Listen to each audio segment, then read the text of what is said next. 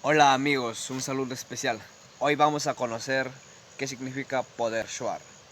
Shuar, que significa en nuestro idioma ser humano.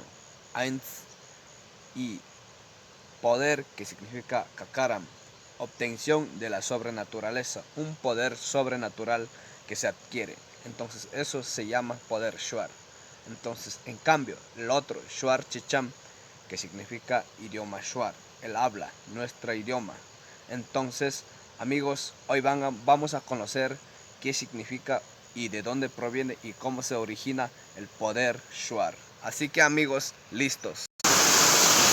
Ojo, está muy hondo. Bien,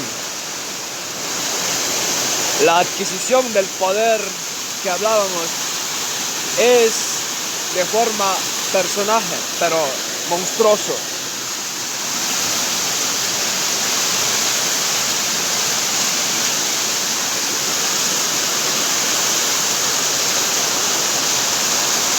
Es aquí en donde en las cascadas, después del ayuno, lo adquirían un poder llamado Arutam.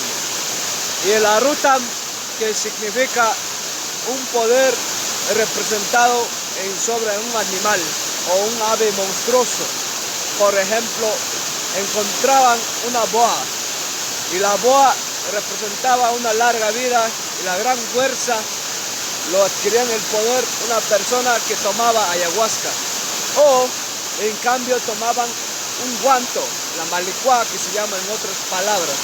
Entonces, después del ayuno, una vez tomado, lo encontraban de forma visible, como tipo visión, como un sueño.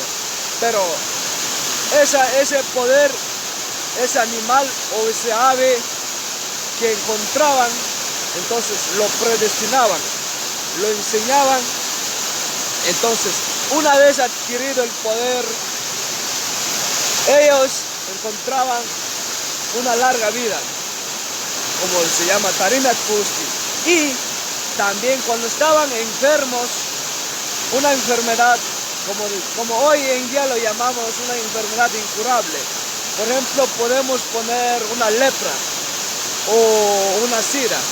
Entonces, tomaban después del ayuno, entonces ese poder, ese Arutam, esa adquisición del poder, ese Arutam sobrenatural lo curaba. Entonces, amigos, ese es el poder Shuar.